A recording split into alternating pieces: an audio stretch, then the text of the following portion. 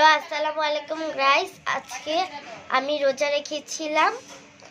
এই যে একটু আগে শয়তানের পাল্লায় পড়ে আমি এই যে বিস্কুটটা খেয়ে ফেলেছি।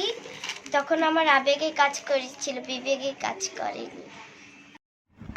আসসালামু আলাইকুম, সবাই কেমন আছেন? আলহামদুলিল্লাহ, আপনাদের তো আমি ভালো আছি। আজকে রান্না করবো রুই মাছ শসা। এই জন্য শসা আমি আগে কেটে নিয়েছি, এখন রুই মাছ কেটে ধুয়ে পরিষ্কার করে নিয়েছি। আজকে রুই মাছ দিয়ে শসা দিয়ে রান্না করব।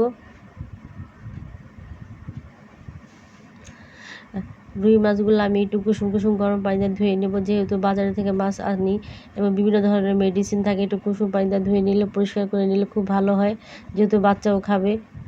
আমি পরিষ্কার করে ধুয়ে এবং মাছ আমি হলুদ মরিচ মিশিয়ে চুলার মধ্যে দিয়ে দিলাম ভাজার জন্য।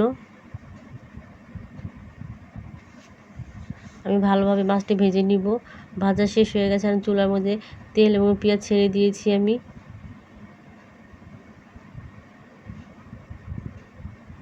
সামান্য পরিমাণে একটা আদা দিব, যেহেতু মাছ এটা। স্বাদ মতো লবণ। আমি ভালোভাবে কষিয়ে নিব। কষানোর প্রায় শেষে আমার দিয়ে দিব সামান্য একটু পানি মশলাটা কষানোর জন্য।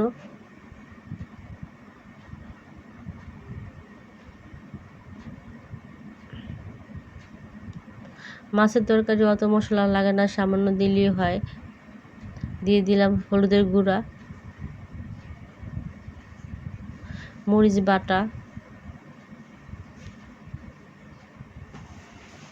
সব মশলাটা কষিয়ে আমি এখন দিয়ে দিলাম শসা।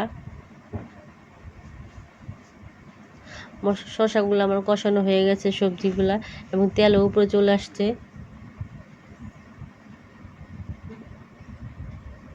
খুব সুন্দর একটা কালার আসছে। এখন আমি দিয়ে দিলাম পানি।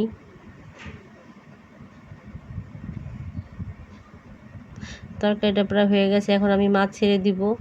মাছটাও আমি ছেড়ে দিলাম। উপরে হালকা করে জিরা ছিটিয়ে দিলাম। এভাবে খেয়ে দেখতে পারেন, খুব মজা হবে। সবসময় বলে মানুষে ইলিশ আর শসা, এবার খেয়ে দেখেন রুই মাছ আর শসা কেমন লাগে।